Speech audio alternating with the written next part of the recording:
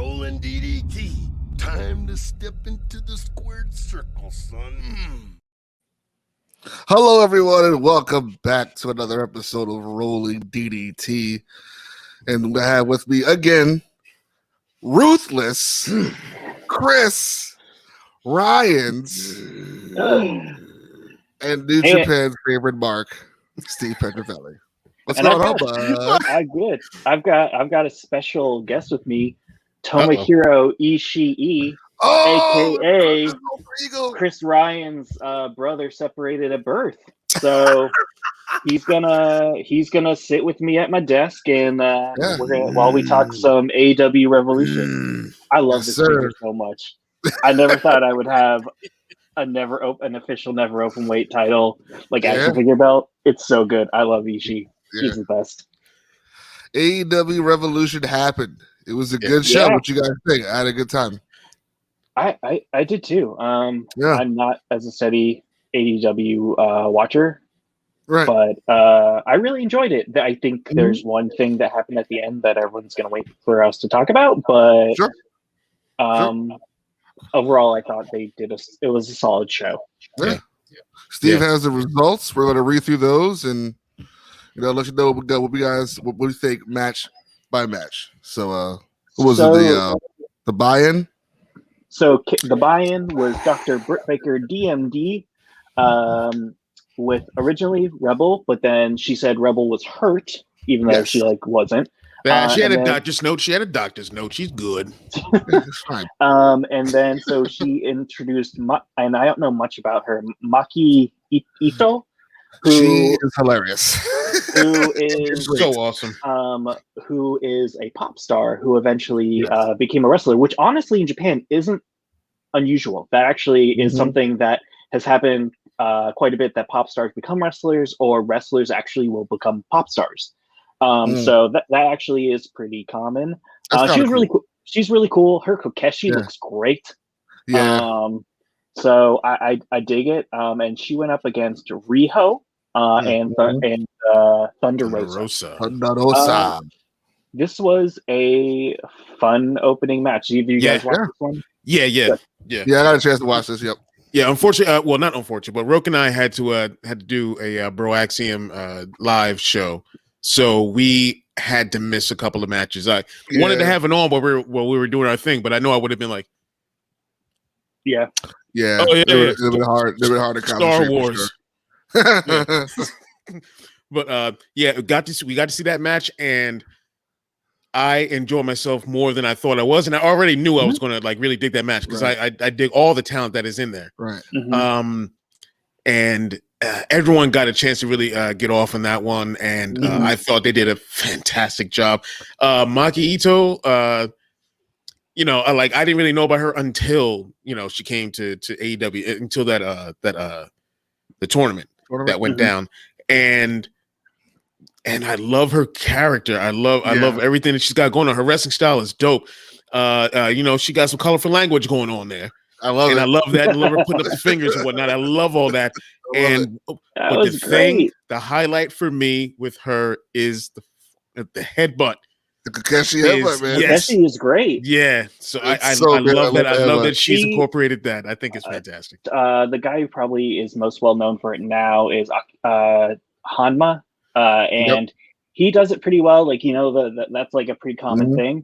But her drop is fucking great. It's so good. It is drops no fear. Stiff as a board and falls down. Yeah. So I thought it was fun. It got Britt over as a big heel, and this kind of goes into something that happens later in the night. Right. So the opening match, which I think was really smart and kind of reminds me almost of Wrestle Kingdom, when they would usually have the the junior tag titles open it to kind of give that rush of energy, and that's what the Bucks are. So I thought it was really smart for them to open up with this match. The match was great. You started off with something like that. And how the rest of the night's going to go outside of what happened at the very end. Right. But Yeah, I thought it was fantastic. I love that match too. I love me some tag team wrestling, so I was digging it. MJF was great. Yeah. Those two worked really well together. Yeah. I still want to see Santana and Ortiz really be like the tag team. Yeah, it's going to happen. Them. Either they're just going to they're going to do their own thing. We'll see. Yeah, and I thought it was great. I thought the Young Bucks again just looked like the best tag team in the world. I honestly was thinking, and not that I would ever want anyone to ever get injured, but if Matt had to spend a little bit of time on the shelf, Nick to me is a fucking superstar. Yeah. And I know him and Matt want us to stay in tag team wrestling, and I get that, and I understand it, and I respect that a ton. Yeah. But I love that dude. Like, he is legitimately one of my favorite people to watch in wrestling. And I would just love to see him maybe get like a TNT title run or something. Oh, like, they've got to go singles at some point. There's got to be a little run of that. They probably waited for a long time, and I guess the only place to you will be able to do that, have it make sense, would be here. Yeah, on this scale. But yeah. But the Bucks win with the Meltzer driver on Jericho, which then leads to a backstage segment, which I'm not sure if you guys saw. Nope, no. We were live showing it. Yeah, which came late. Well, I don't know what you saw. Yeah. No. That's where it left off for us. Was the tag match. Okay, like we saw them win, and that was it. Yeah. Okay, so they in the back, Alex Marvarez, or whatever the heck the guy's name is, was interviewing. It was them and then Ortiz. Because spoiler, and they're just like, hey, you guys lost the tag team title, you didn't win the titles, and basically just going over that.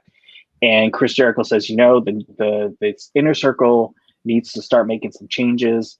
It needs to take a step forward, and I think they called it like a war room, or a war room kind of thing, where basically they're talking the state of the Inner Circle. And then Chris says, MJF, what do you think about that? And MJF says, you know what, Chris?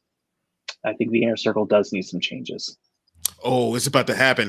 Ooh, it's about to happen. It's about to go down. Okay. Hard. Yeah. That's why insurrection. Face turn is so that's why the second one this year. So that's why I think Santana Ortiz, if they stick with MJF, which I think they will, they'll probably stick with being the tag team, which I think would be great. The next thing was the Casino Tag Team Royale, and then it was for a future AEW World Tag Team Championship match. Yeah. Oh my! That we saw a bit of that. We didn't see it finish. We didn't see the backstage segment. Okay. This was a clusterfuck, but it was a lot of fun. Yeah, it was. The QT Marshall spot was really funny. Listen.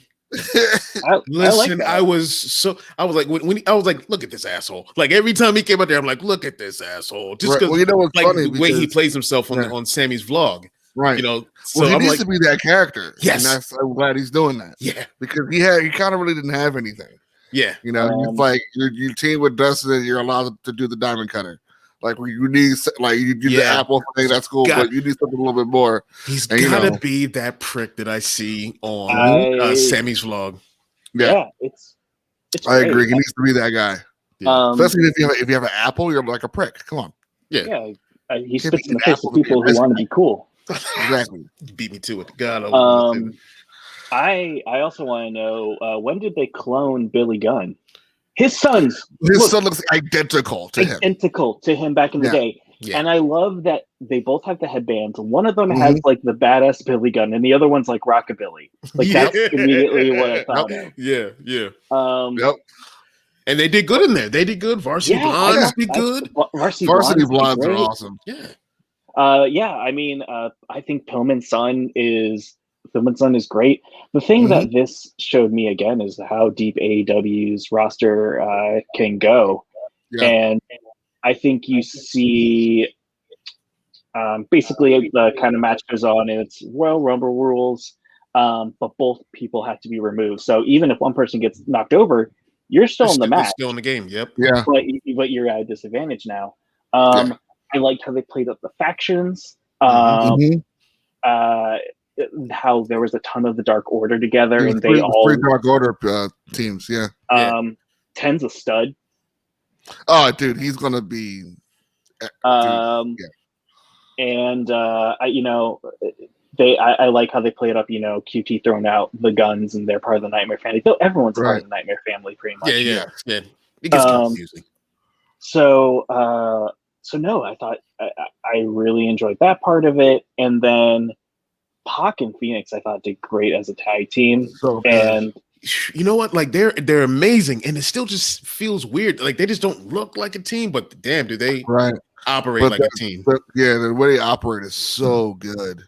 Like their high flying spots are like similar to the Bucks almost. Yeah. It's nuts. And so the way the finish kind of goes is that eventually you get to the point where it's Silver, who is one of my favorite wrestlers. The guy is I think we all love John Silver. Good. Yo, when my man gets on a roll, it's rap. Like it's a rap. I can't wait. Oh man, little cannonball, man. I love it. Yeah. And he would never have gotten a shot at the E because he's too short. Exactly. But the AEW is going to give him some incredible opportunities, I think. Yes. So it's John Silver, Jungle Boy, and then Pac and Phoenix. So you had 3 teams, but one team still had both members. Right. Eventually, they get rid of Silver, and then they're kind of teaming him up. Jungle Boy, I think someone's going for an Irish, and Jungle Boy does a very smart thing where he knows he's kind of coming, and he like low bridges him. And so it was very psychological, ring psychology and all that shit. Yeah. And then you have Phoenix versus Jungle Boy, and all I can think is, I texted Roker, I want these guys in the Best of Super Junior tournament. Oh my god, yes, I want that so bad. And the Jungle Boy is so underratedly good. It's like he is. Like everybody knows how good Phoenix is, and they should. We look at him, but Jungle Boy, man.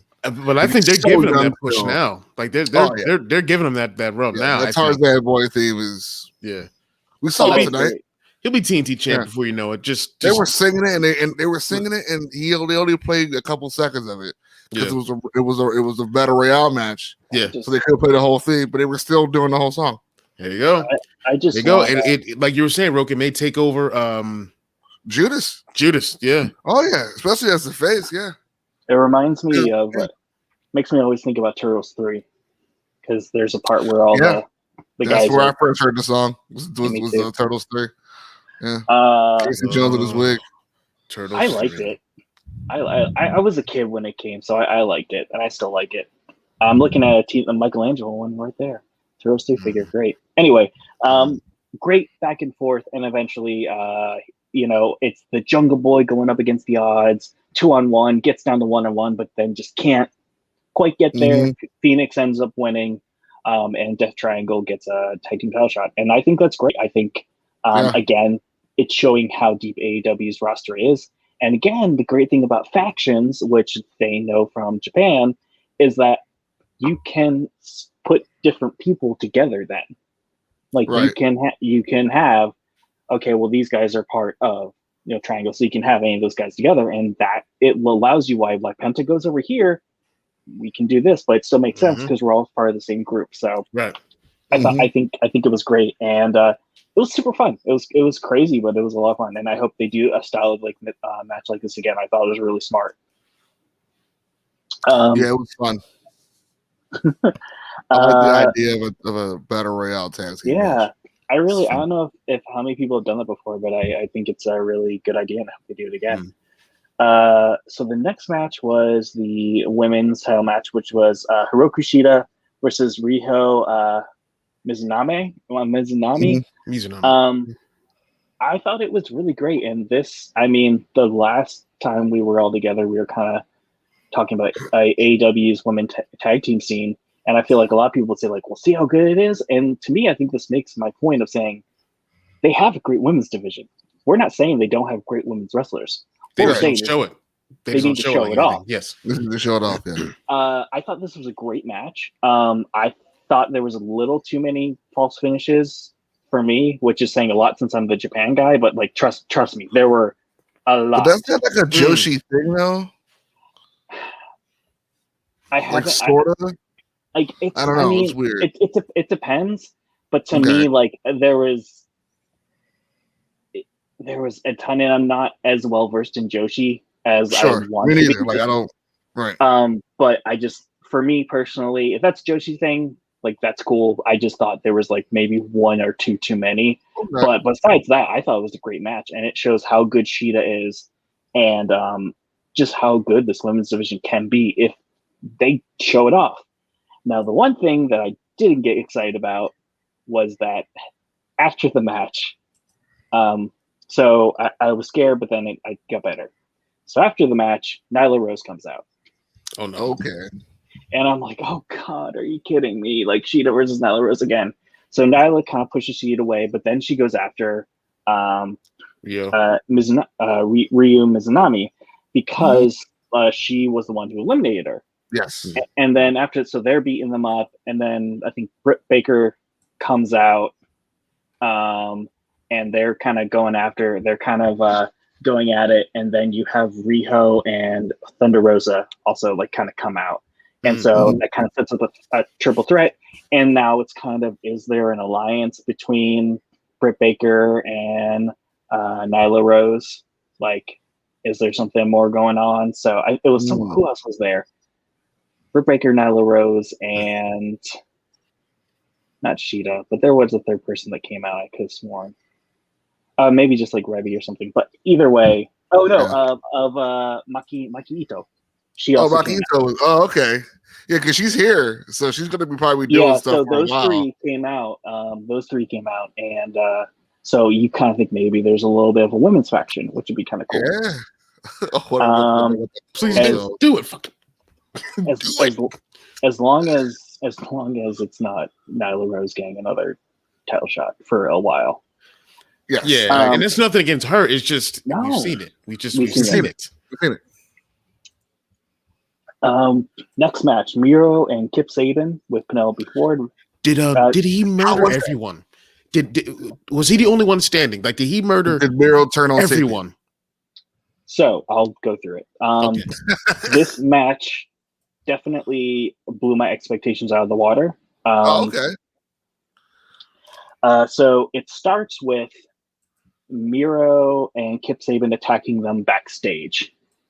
And like I think Kip Sabian hits Orange Cassidy like over like one of those, like big TV crate things. And does like I think like Death Valley Driver or something on it, basically like hits his back on it. And Miro hits Chucky T into like a glass on a door. So Chucky's kind of like bleeding, and then Miro like walks up and looks at the camera. He's like, and he's like, play my damn music. And then his music starts. He comes out there just beating the shit out of Chucky T. Kip eventually comes out.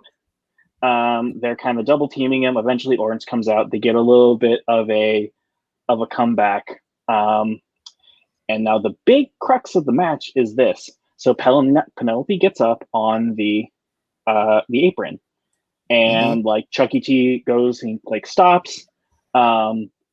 Miro then, they're like kind of going back and forth. Miro then shoves him into Penelope.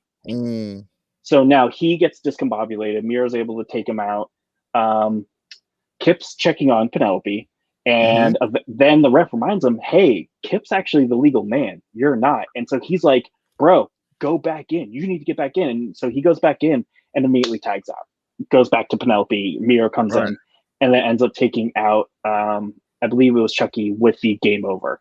And he looked great. Okay, and so this is probably Miro's best showing so far. And commentary really put him over of being. So they did a really great job. And at the end of it, he goes over to Kip Sabian and kind of like he's like, what happened? He's like, dude, it's my wife. And he's like, he's like, we won. And so he's they almost look like scared of him. Like they're not like Kip and Penelope should be like the way everyone in Mike Tyson's Mystery Squad should be. like you just like, you don't know when it can happen in any moment. You hit his head on something and just kill all of them. You gotta just be. You being happy makes me nervous. You understand? Yeah. It's like hey, I'm in the Justice League and Superman looks really pissed today. Just Yeah. I'm not worried about Superman. Damn it, Bruce, dance around it. I'm not worried about Bruce. I'm worried about Batman being pissed. Yeah. Whatever. He's human. Yeah, but he'll.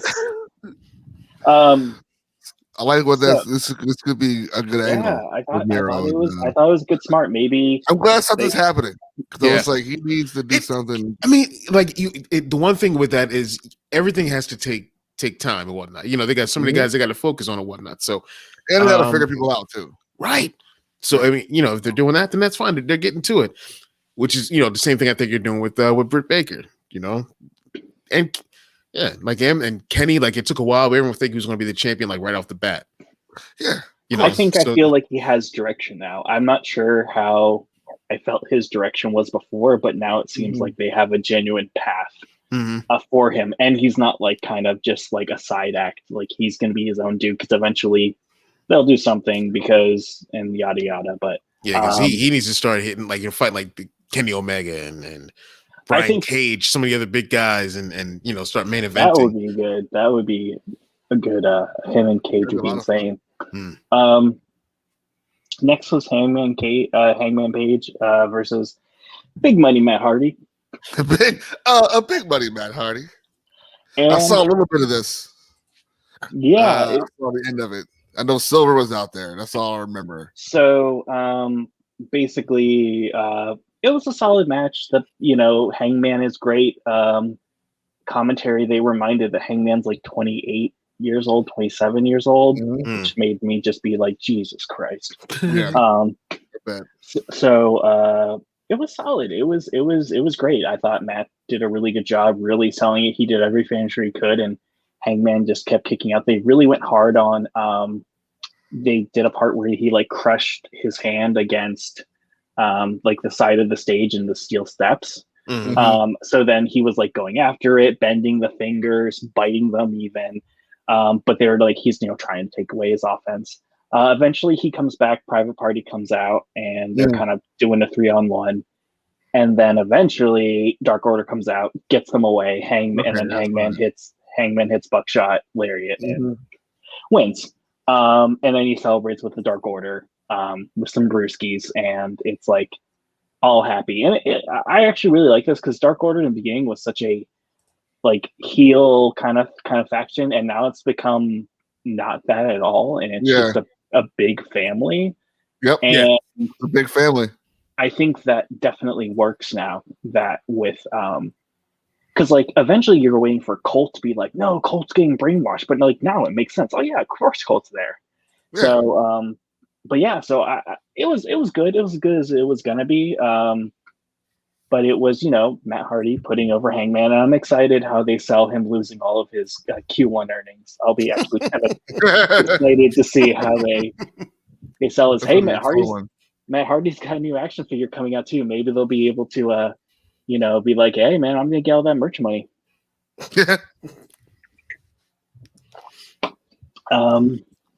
So the next match was the Face of the Revolution ladder match, which ring match, which legitimately had them reaching for a brass ring.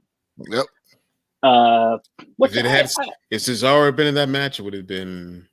I'm fine with it. Like it's all the stupid like contract shit and like all of that. There was like I could have sworn there was like a WCW match, or there was some match where it was a contract, and then the contract paper fell. Yep. And then I think it's TNA. It was a clip. It was a contract on a clipboard. Yeah. And the clipboard. Yeah, and the paper falls off the clipboard on the ladder. They're like, well, find a flat surface, you win, I guess. You find yourself, but who has the pen? So I thought it was good. I was not hiding. I really wanted Scorpio Sky to win. And so it was Cody Rhodes with Arn Anderson, Penta El Zero, Miedo. So I guess that's his like the new name. Lance Archer with Jake Roberts, Max Caster, and then the newest member is Ethan Page. Just coming off of his Impact run. I'm excited for Ethan Page. He's good. He's a solid wrestler. Good. I think he will be a nice establishment for their mid card and eventually maybe even move up into the upper echelon eventually. This match was a very fun ladder match. Did you guys get to see any of this? No, we're talking geek stuff over on Bro Axiom. Yeah. So the big story that they did with Cody was his shoulders hurt from, I think he got tacked on Dynamite, so he was selling the shoulder bad. And eventually gets to the point where they're like taking him away, and it's the whole thing where he gets like taken away to the back, and he gets to rest a little bit until he triumphantly comes back out.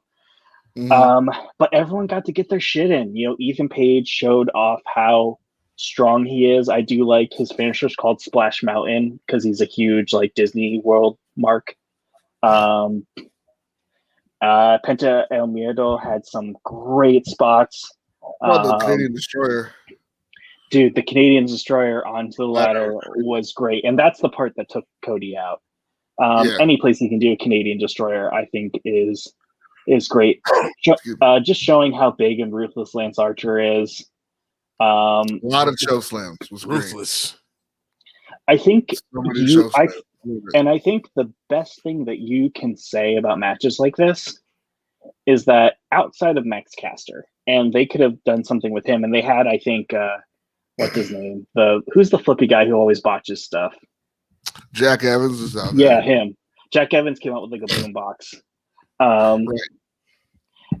But outside of him, I could see Cody winning this. I could see Scorpio Sky winning this. I could see Penta winning this. I could see Lance Archer winning that, and I could see Ethan Page winning it.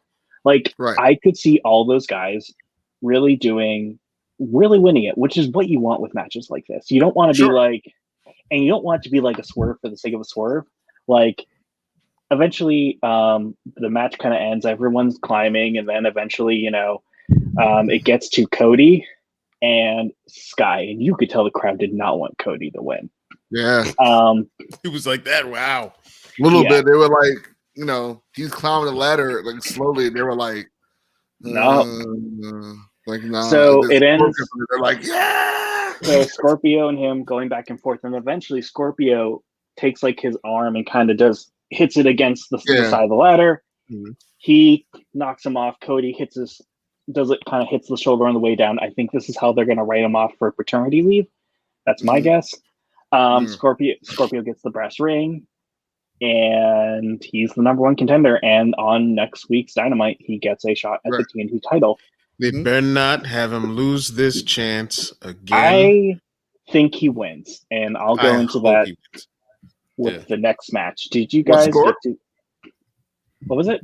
You think Scorp's going to win? Yes. For reasons. So next up was the Darby Allin Sting versus Team Taz, Brian Cage and Ricky Starks. That was so fun. Good. The face paint job. Steve didn't like it, Steve? I like parts of it. I liked the it. Face paint job was good. I think the commentary, they didn't need commentary. I actually think the commentary took away from it.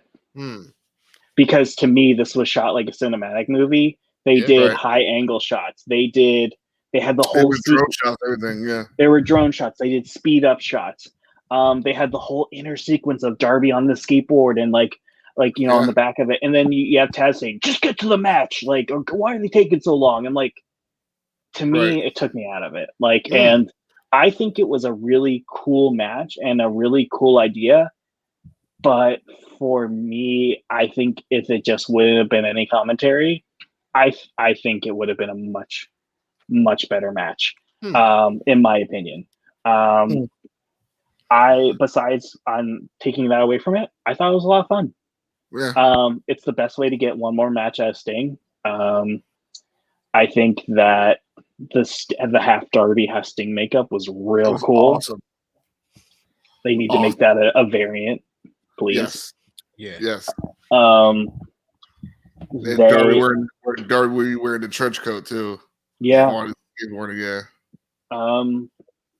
But it also made spot. Mm-hmm. And Darby throws the bat in the He-Man spot. I have the power. I was really hoping that that all the fake Stings would come out, and then Sting, one of them would take his face off, and it'd be Sting. I do like Sting's. I hope this isn't just his streetwear attire, but I like the jeans. Yeah, with the Sting shirt over it because he looks like the Crow now. Because the Crow just wore regular clothes, right? So it was just like the Sting T-shirt. You know, he wore like driving or whatever. I like it. I like the way he looks. I thought that this. I thought this match was edited. I thought the editing was fantastic. I love that it was in black and white. Well. I love the editing. I thought it was great. The spots were fantastic, and the angles they got were great. I don't know how long ago they filmed this, but I mean, it looked like they took their time to make this look as fantastic as they could. Maybe my favorite cinematic match. The Darby Wall spots were crazy. Oh, he like did the coffin drop off the Spider-Man style. I was like, there was one part I thought someone went into Tony's ear because he was about to say Spider-Man. They're like, don't say Spider-Man. He's like, a spider, like a human spider arachnid. The human spider. To me, nothing will ever beat Final Deletion. Like it is. Oh yeah. Brother There I Knew You'd Come is still the tippy top. The dilapidated boat, baby. Skarsgård. I thought so. I thought it was fun, but to me the commentary sounded like but it wasn't any commentary. It was a little serious now that they did it sounded like director's cut commentary. Yeah, it was. That's just me. Video too. That's just me. Yeah, like it didn't bother me. It didn't take me out or anything like that. I think if Taz wasn't there, it might have been better. I think if it was just Excalibur calling it, or Excalibur and Shivani, because I love Jim Ross. Jim Ross has called so many, and people have said it before. One, it sounded like he had a cold or something. He lost his voice. Even in the beginning of the night, it was super raspy. Yeah. But I think it would have been better if it was maybe just Excalibur calling it then. Or like it was just a couple because to me, like, I don't know.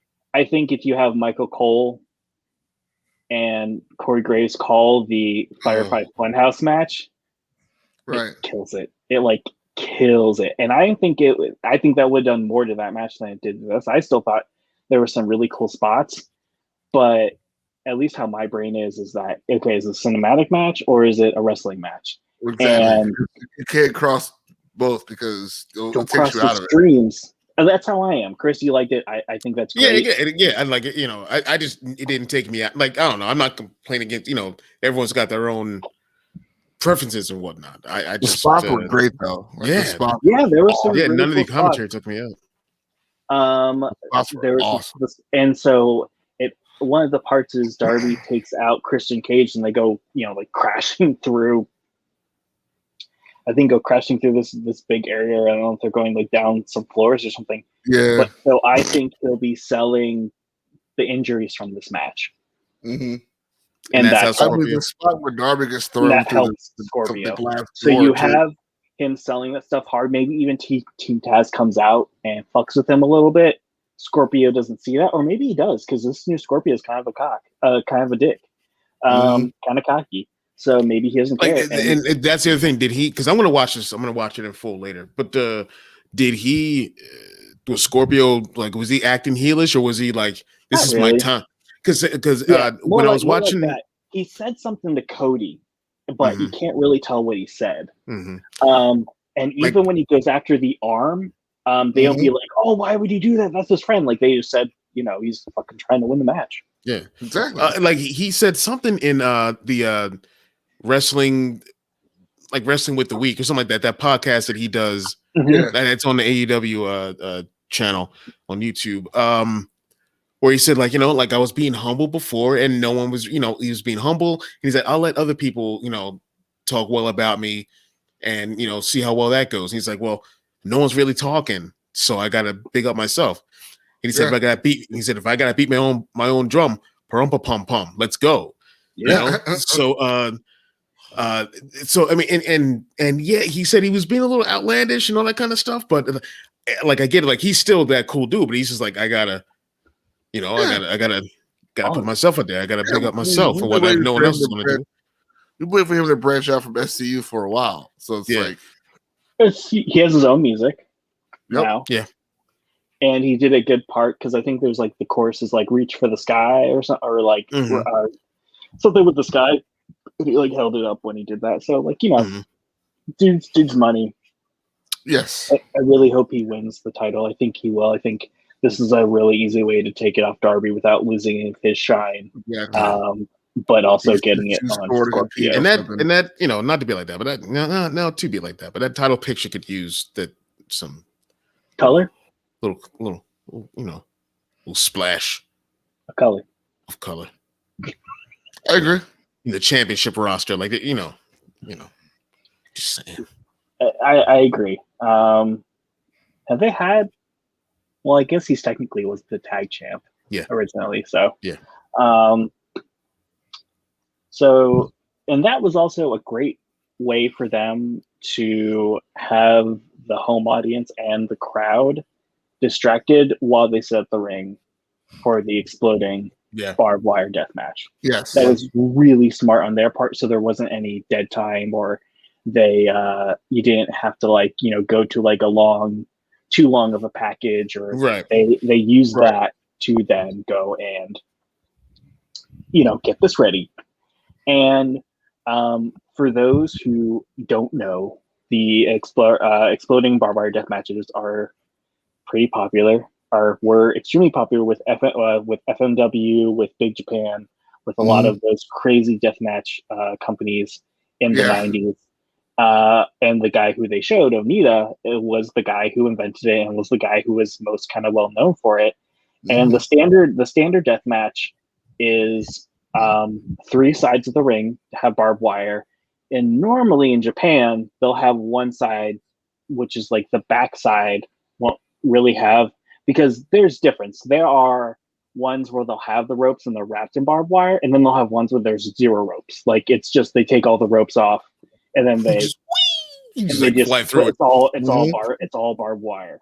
And then the one side is empty. So what they did is the kind of the side away, still had the ropes up and some weapons, and then they had because I used to get FMW DVDs from Tower Records. Hell yeah. Because I was a Hayabusa fan, and that's the only place I could find them. It wasn't the YouTube stuff, because I used to see right, because I saw one ECW and I was like, who's the other guy with the Sabu pants? So but I remember seeing like Onita matches, but like I knew they were gonna go full FMW of barbed wire being the rope, and like you have to slide in because there's no rope to climb through. That's that. So, that's what I was like disappointed, but then being like, you know what, like this is like like they're gonna do a fake version of that, and I was like, okay, when they panned out, it showed, the apron. Okay, this works. We're not gonna get like the Fire Pro Wrestling version of it, but we're gonna get it. We're gonna get something similar. But, I love Fire Pro Wrestling when they do it. It's one of my favorite things to watch. It's a real explosion. Exploding. It's real. Yeah. But so Moxley comes out wearing an Anita jacket with the water bottle with the flask. He is 100% Onita. If he could have smoked a cigarette, he would have. Yeah, 100%. He would have. Yeah. So he comes out like that, looking like a goddamn badass. Yep. And the whiskey, throws the flask. Shivani's like, one last shot. I was like, this is gonna be awesome. Then Kenny comes out, and Kenny is wearing jeans. Yep. Jeans, and then he has an awesome shirt. That was the barbed wire deathmatch shirt. Right. Really cool D-pads too. Yeah, I like. They were like not normal looking. They were cool. Yeah, they were like it was I couldn't put him down, but I thought it looked like they were knee pads to his old gear. Yeah, like he just put over pants. Yeah, you know, and I thought it worked. I thought it worked. It puts again how deadly the match is, and if anyone wanted them to go out and go bareback into it, like fuck you. But even still, eventually Mox's shirt came off. But of course, yeah. I thought this was great, and to me, this was Kenny Omega and Jon Moxley's love letter to FMW and death matches in general. Because that's what I took out of it. The Good Brothers exploding baseball bat spot was like, oh my god, like exploding baseball bat. I was like, the way that they were selling each other's going into the ropes. It's the perfect face heel dynamic where the face will go in first, and then eventually that leads up to it, and then the heel kind of gets out of nowhere, and then the face kind of gets his comeback. Yeah. To me, it was, it's a bloody match. It is a match that legitimately will fuck you up. But to me, this is them taking it to another level and showing other types of pro wrestling. And I honestly believe that both Kenny and Moxley would be people I want people I feel like Moxley is like, bro, if I can get one guy to become an Onita fan out of this, it's worth it for him. Yeah. And it's their love letter to that type of wrestling. And to me, it reminded me.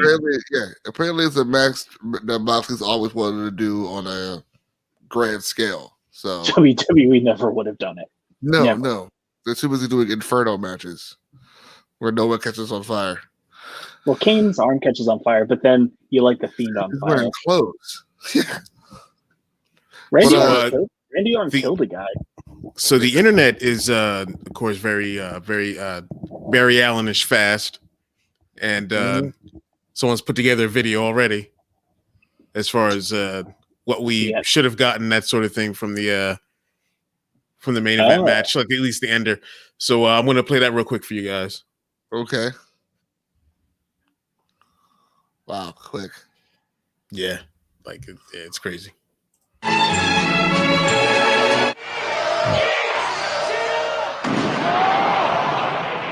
Yeah. Max, get him out! Get him out! Take cover! Get him out! No! Kicks it! Oh my! Excalibur had to stop. He had to stop. Oh my! Covering Jon Moxley. Oh no! Kenny Omega may be a tough son of a bitch, but he can't make an exploding ring worth of shit.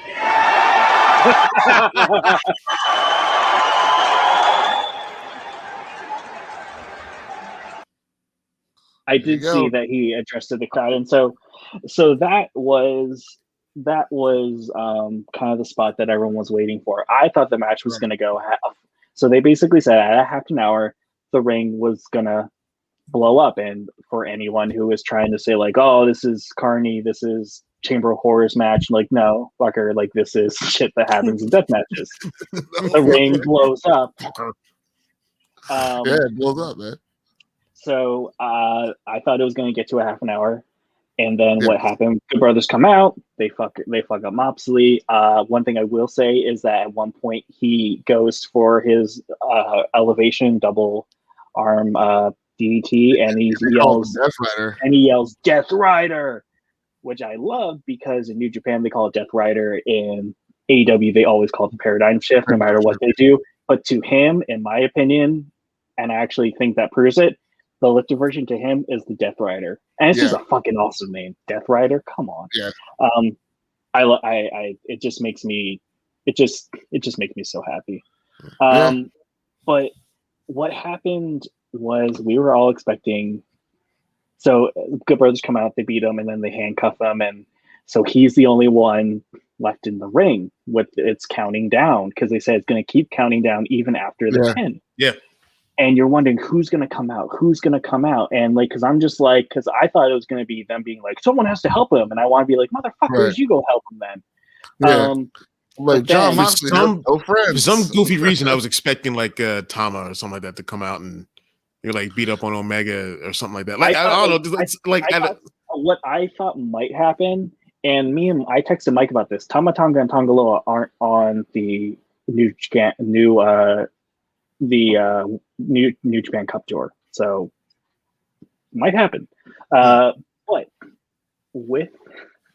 so what I was expecting with something like that would that they would come out and pretend to be with Moxley, but then join Kenny. But anyway, what actually happened was you're like, oh my god, like who's coming out? And it's perfect. It's Eddie Kingston. It's a guy who they just beat the shit out of each other. Right. But at the end of the day, he is still one of the people that he was closest in the wrestling business. Yeah. And so Eddie goes out there. Eddie's trying to figure out what to do. He's trying to get him out, and then he covers him. And what should be, in my opinion, maybe one of the best moments ever told in a Western wrestling ring, unfortunately has now become a meme. Because the pyro sucked. Like they had everything else was there. Everything else was there. It was just the pyro, and then the crowd seeing that and booing immediately. It's just they booed the shit out of it. Like it was. So either something went wrong, or they thought this would look much better than it actually did. Right. And they were outside, and I don't know if the wind was a factor for some of it, but yikes. Yeah, you could tell like when the pyro, like when the sparkles in the ring went off, it looks like it was about to build up. You can see it like coming down a little bit. Yeah. So maybe whoever was working the knob or whoever was working the buttons for the explosions probably didn't press the right ones at the right time or at the same time. Because the sparklers coming out first were the worst thing. Because I thought when this first happened, it was a joke. Like Kenny's like, ha ha, like you thought, like I thought it was like that they were just fucking with him. Right. And it was going to be like one of those things. But then Eddie was selling it. And I was like, oh, fuck. That was the thing. He was a trooper with that. And he still sold that. He still went through it. People are saying that because his head was down, he doesn't know how shitty it looked. Right.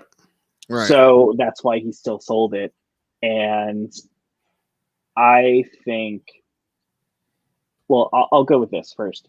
One, I think they have to find a way to write around this. Like maybe Eddie says that he wasn't even fucking thinking, like he was in another space, like they were helping me. I was just like, maybe he was in shock or something. Yeah, adrenaline got him or something like that, and he just passed the fuck out. Like, that could be the case. They got to go with it. They have to go with something. They can't pretend that they said, "Oh yeah, that went exactly how we wanted it." No, you can tell the spot was supposed to be them both being taken out from this. Yeah, the surprise wasn't Moxley losing. The surprise was Eddie's sacrifice, and now we're down to possible main eventers because of Kenny Omega's contraption. But like if they would have just had the fog machine that they use for the entrances come out, like if the smoke became before the fire and covered them both, and then when the smoke clears out, you see Eddie like rolling off, and then you see like, oh, like he did take some damage. But yeah, I think they had a plan, and I think the things go awry. Pyro malfunctions all the time. But yeah, I mean, I think you could, like, from what I noticed watching it the second time, you could tell something was about to build up, and it was starting to come down a little bit. And I think either buttons were pressed too much at the same time, or not enough explosions were set up for it. Because something was weird at the spot on the outside when they go through the platform, where he does the paradigm shift onto the barbed wire on the platform. Yeah, that one side had smoke coming out of it. It was like, oh man, that's interesting. I remember thinking about that too during that as well, because I thought there wasn't a big explosion during that part. And usually when you hit those, it's supposed to be big. That's supposed to be, So it felt like really big. So because it felt like Kenny didn't get the worst of that. Moxley got the worst of that. So I get that. The one thing, and as I say, I am New Japan's biggest mark. I am critical of both AEW and WWE. I would say more WWE because they're shit, but AEW, I look through it with probably a lens that's a little harsher than some people, but not to the point of, bashing it. But I feel bad. This was a really good show, and unfortunately, all it's going to be remembered for is the pyro not going off. Yeah. That's all anyone's going to talk about. You can have Wrestle Talk, you can have Cultaholic, you can have Meltzer. They're all going to either talk seriously about it or joke about it. So they're going to talk about it. I went on to I just jumped on the Colaholic's live stream, and Pachita was laughing, which I don't blame him. It's unexpected. It's funny. I don't take anything from him, but I was on Wrestle Talk, and Luke was like, "Oh no, nothing that was supposed to happen," and I was like, "Yeah, man." And Lori said like, "Oh, but it was like, well, he's like, it's still good because if it's a dud, like it still has the power, but then they were selling it, so." But I feel bad. I think they put on a really good show. I think that death match was probably was a great end to their feud. It was the best you could have done for that type of match in America on this level. Yeah, and it's probably how are they going to do this? So it's like, so they figured it out. Yeah, but that's the thing. I feel bad that and I think if Meltzer. So I think if Meltzer, which I think he might have to, like this is a possible 5-star match, but with the pyro after, it's probably not going to be, because he's given 5-star matches where people have messed up before, so we'll see. That's a big mess up, though. I know, but it wasn't on the wrestlers. Yeah, it wasn't on the wrestlers. But that's why. But that's how I would have to see him take it. If he takes it as a whole, then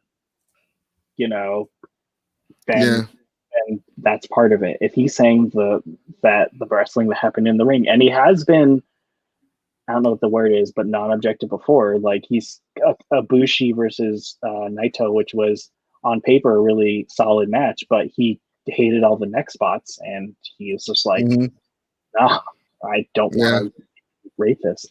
So my kind of final, because I was going through and watching the whole show, especially someone who isn't as of a loyal AEW viewer, I thought this was a really solid show. I thought there was really, I thought there were a lot of good matches to come out of this.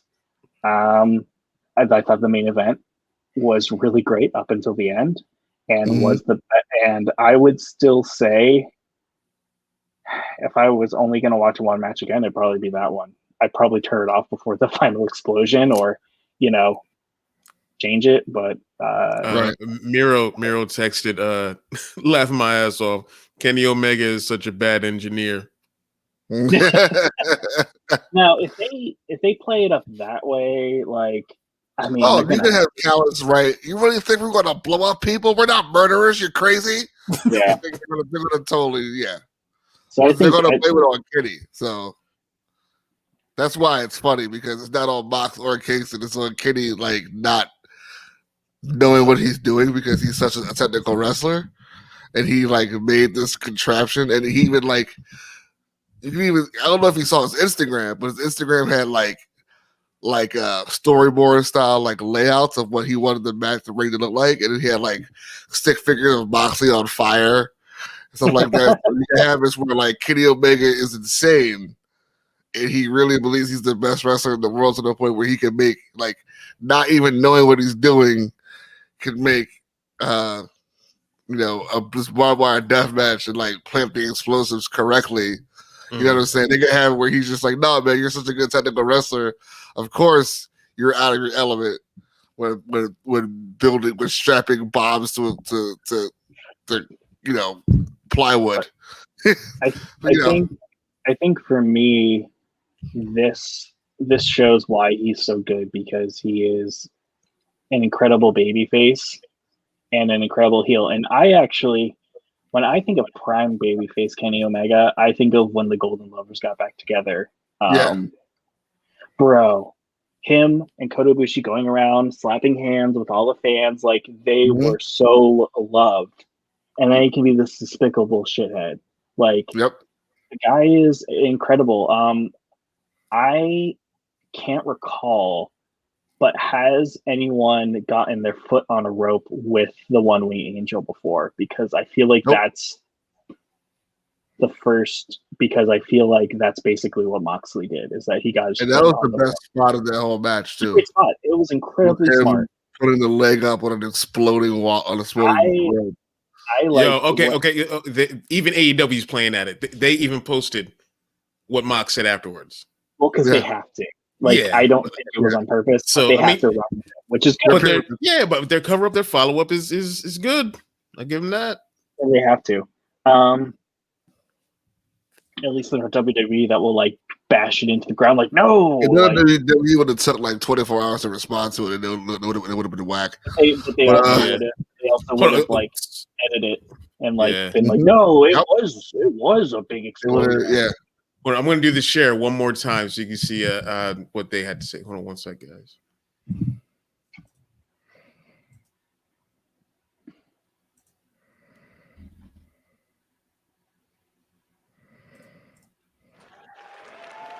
Can you hear it? Yeah. Eddie Kingston is still team player. Jacksonville, I think me and all y'all can agree on one thing. Kenny Omega may be a tough son of a bitch, but he can't make an exploding ring worth of shit. Worth of shit. And they just got the crowd back 100%.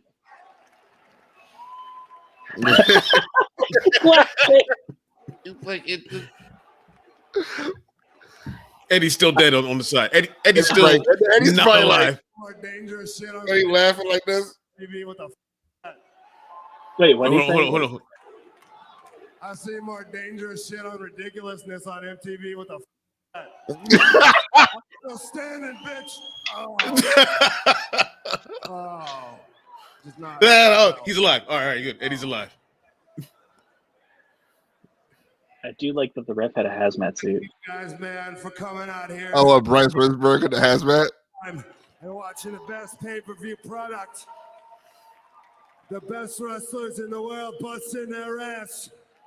From the first match of the card all the way to the last. You see everything. From the first match to the last match. You get your money's worth. And if there's one thing we do out here at AEW, because we love wrestling just like all you do, we bust our ass. And I had one goal tonight. To lay it all on the line, to bare my soul in this ring and work my ass off like it was the last night I was ever going to get the blessing and the opportunity to do it for you fans. And I accomplished that tonight.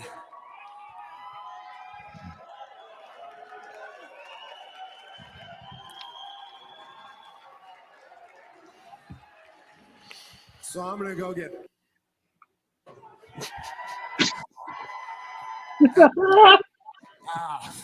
I will be back.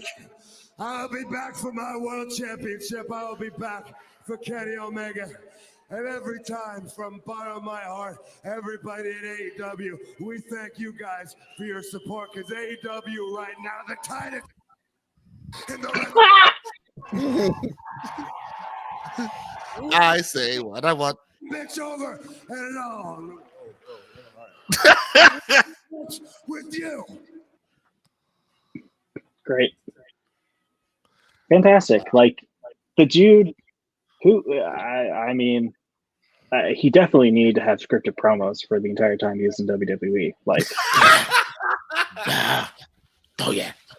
For fuck's sake. What the fuck, WWE? This guy is so good. Yeah. And they dropped the ball. He is Come from a long way from holding plants named Mitch. I'll tell you that much. And wearing gas masks. Yes.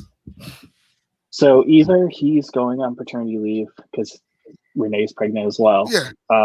Or maybe he does a little Japan tour or goes on strong for a little bit. Yeah. Because he's still the IWGP Heavy United States Champion. He beat Kenta. Yeah. So in a really fun match. So I think that's a great way to get the crowd back on your side. I legitimately think that he was tired as fuck because they still did beat the shit out of each other. Yeah, they did. They definitely went in. It was crazy. But I thought it was a really good show. AEW has yet to put on, I would say, a even like average pay-per-view. I'd say they're all like really good to excellent. Mm-hmm. And I would say it's probably not my favorite pay-per-view of the year, but I would say, and this is kind of for me, I'd say outside of Wrestle Kingdom, it's probably top to bottom one of the best. Yeah. If not the best outside of Wrestle Kingdom. Very good. So Revolution's going to be a staple for this company. So yeah. And then Double or Nothing in May, which also thank you for not doing pay-per-views every month, so they can actually build. Yeah. Yep. They don't have to microwave it. God show up. I think that's when God shows up. Is Double or Nothing. No build up, or you think just like boom? They just. I think they'll show up, but again, who the fuck knows? But let's I again have them come out on pay-per-view because you're gonna have Tonga come out and just be several times that he's just been, I'm the best in the fucking world. Nobody can fucking touch this shit. And then he'll take the camera and just put it right on his crotch. Because he's insane. Because they don't give a fuck. They don't care. All right. Well, that was AEW Revolution 2021. Solid show. Yeah. Stay tuned next time for more episodes of the Rolling DDT podcast.